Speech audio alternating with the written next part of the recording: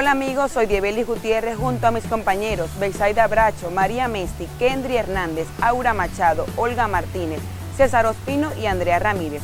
Formamos parte del primer módulo del Diplomado en Docencia para la Educación Universitaria de la Universidad Nacional Experimental Sur del Lago Jesús María Semprún, cuyo objetivo es dar a conocer la didáctica como estrategia de enseñanza y aprendizaje.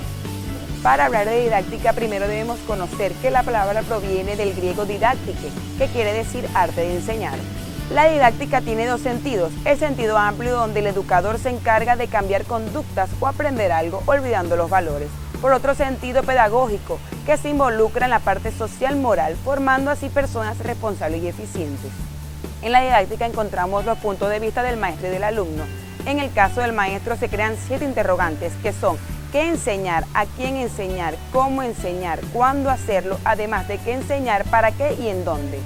Entonces podemos concluir que la didáctica es el estudio de conjuntos de recursos técnicos que tienen por finalidad dirigir a un aprendizaje para que el alumno pueda encaminarse hacia la realidad. Los objetivos de la didáctica, en términos educacionales, convergen para posibilitar la realización más eficiente del concepto de educación. Primero, llevar a cabo los propósitos que se conceptúan como educación. En segundo, hacer la enseñanza y por ende el aprendizaje más eficaz. Orientar la enseñanza de acuerdo a la edad del alumno. Adecuar la enseñanza a las necesidades del alumno. También inspirar actividades escolares en la realidad. Orientar actividades de aprendizaje de manera de alcanzar un progreso integral del alumno. También guiar la organización de tareas escolares para evitar la pérdida de tiempo. Adecuar la enseñanza a la realidad del alumno y de la sociedad. Y por último, el acompañamiento y control consciente del aprendizaje. En cuanto a las bases de la didáctica, para hacerse más consecuente, la didáctica tiene que recurrir a conocimientos de diversas ciencias, principalmente de la biología, la psicología, la sociología y la metodología científica, coordinados estas por la visión filosófica que se tenga de la educación. Esta visión filosófica de la educación hará el papel de integradora de todos los elementos para coordinarlos con el objetivo principal, que es la realización de los propósitos de la educación en el comportamiento del alumno y en la sociedad. La biología se encargará de instruir sobre la fatiga y las fases evolutivas del alumno con sus diversos intereses y necesidades. En cuanto a la psicología, enseñará lo referente a los procesos que más favorecen el desarrollo de la personalidad y que contribuyen con mayor eficacia a la realización del aprendizaje. La sociología instruirá sobre las formas de trabajo escolar que desarrollan la cooperatividad, el respeto mutuo, el liderazgo y el clima comunitario. Cada escuela o concepción psicológica da una visión principal del comportamiento humano y sería de formar la realidad psicológica si en la orientación del aprendizaje o en la estructuración de los métodos y técnicas de enseñanza se adopta una única posición psicológica. Ahora bien, vamos a conocer los elementos fundamentales de la didáctica, los cuales son los siguientes: el alumno, los objetivos, el profesor, la materia, métodos y técnicas de enseñanza, el medio geográfico, económico, cultural y social.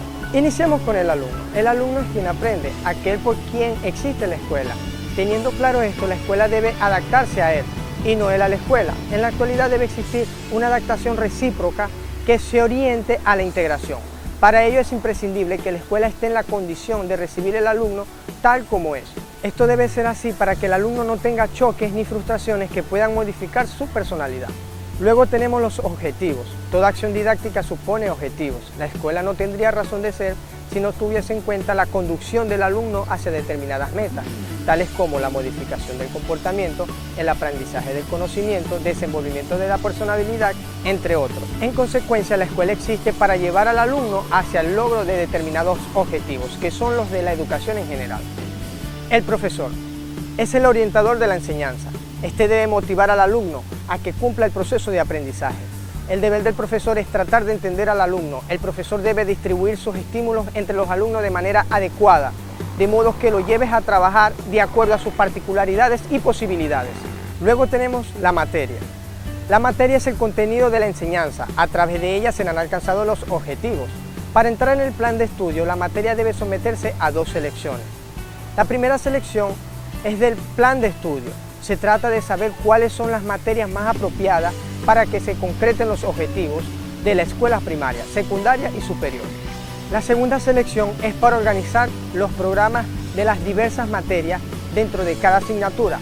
Es preciso saber cuáles son los temas o actividades que deben darse al alumno. Asimismo, las materias sufren otra selección por parte del profesor. Esta se lleva a cabo durante la elaboración del plan en curso.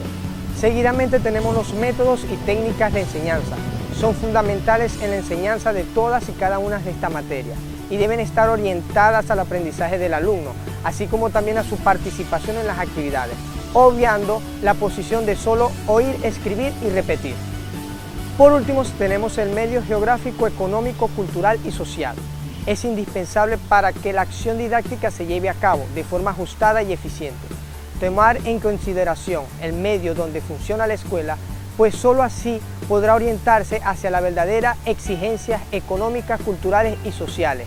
Esto servirá para que el educando tome conciencia de la realidad ambiental que lo rodea y en la que debe participar.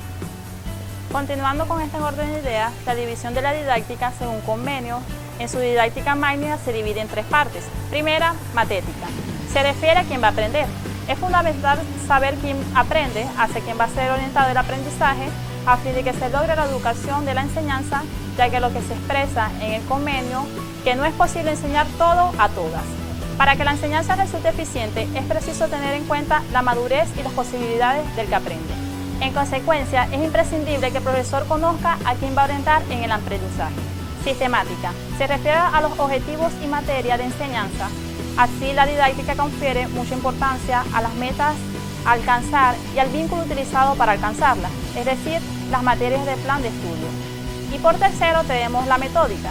Se refiere a la ejecución del trabajo didáctico, al arte de enseñar propiamente dicho. La didáctica puede ser considerada en sus aspectos generales y particulares, en relación a la enseñanza de todas las materias o en relación de una sola disciplina. Esto da lugar a la didáctica general y la didáctica especial. En la didáctica general está destinada al estudio de todos los principios y técnicas válidos para la enseñanza de cualquier materia o disciplina, mientras que la especial puede ser encargada desde 2 puntos de vista. Primero, con relación al nivel de enseñanza y segundo, con relación a la enseñanza de cada disciplina en particular. La educación y la didáctica en la escuela es una exigencia de la vida social que no permite en este caso a la familia, bien sea por falta de tiempo o por falta de preparación, instruir adecuadamente a los hijos para que se integren de una forma más apropiada a las actividades de la sociedad. Es por eso que la escuela está destinada o tiene el deber de realizar la tarea de la familia. Para que esto se lleve a cabo, la escuela debe instruir aportando todos los conocimientos y técnicas necesarias para lograr el buen desenvolvimiento del alumno. Pero la obligación de la escuela no solo es la de instruir, sino también la de educar y dar sentido de responsabilidad sobre los actos que cometen.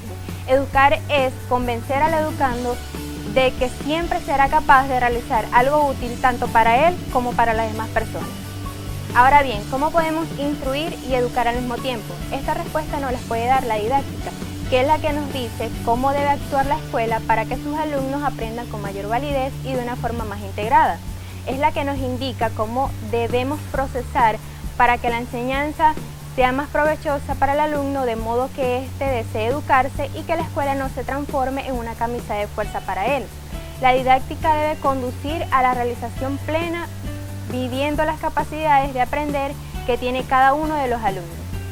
Existen 2 tendencias que se enfrentan en el campo de la didáctica. La primera es intentar reducir la acción educativa en una simple técnica que transforme la enseñanza en un montón de reglas, normas y esquemas. Y la segunda, repudiando todo tecnicismo didáctico, abriendo paso solo a la vivencia de lo ocurrido.